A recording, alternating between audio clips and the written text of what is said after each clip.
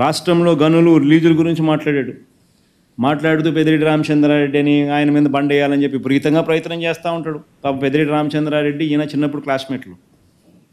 అప్పుడప్పుడు పెద్దిరెడ్డి రామచంద్రారెడ్డి కాలేజీలో ఉన్నప్పుడు చంద్రబాబు నాయుడు కొట్టినాడంట. ఆ కోపాన్ని ఆయన ఎప్పుడు తట్టుకోలేడు, జీర్ణించుకోలేడు. పెద్దిరెడ్డి రామచంద్రారెడ్డి అంటే ఇటుకుంటాడు, వాళ్ళ కుటుంబాన్ని నాశనం చేయాలా, వాడి కుటుంబాన్ని తొక్కాలా, వాళ్ళ కుటుంబాన్ని చెడు చేయాలా అని చెప్పి. పాపం ఆయన అంటే ఆయన ఏ పోర్ట్ఫోలియో ఉన్నా కానీ అంతే, ఆయన మీద పడాల్సిందే, ఆయనను ఏమేమో ఆయన చేయాల్సిందే.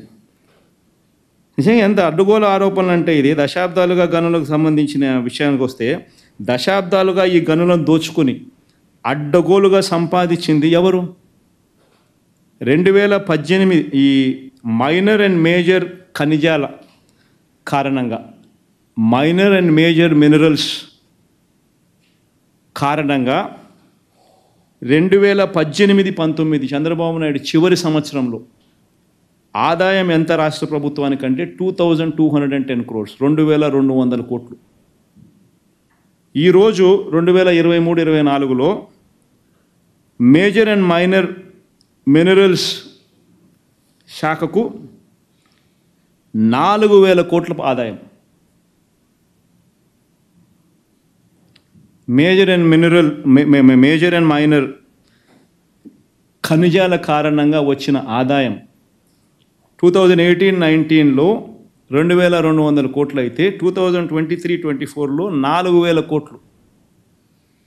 ఆదాయం 2200 కోట్ల నుంచి 4000 కోట్లకు పెంచితే కరప్షన్ జరుగుతుందా? మరి ఇంతకుముందు చంద్రబాబు నాయుడు హయాంలో ఈ పెరిగిన ఆదాయం ఎక్కడున్నది? అయ్యో, మాట్లాడేసరికి ఆలోచన ఉండాలి.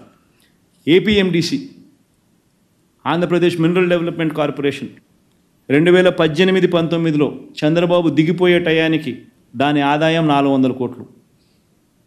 ఏపీఎండిసి ఆదాయం చంద్రబాబు నాయుడు దిగిపోయే టయానికి దాని ఆదాయం 400 కోట్లు. ఈరోజు దాని ఆదాయం 3000 కోట్లు పైచిలుకు. ఏపీఎండిసి ఆదాయం ఈరోజు 3000 కోట్లు పైచిలుకు 2023-24.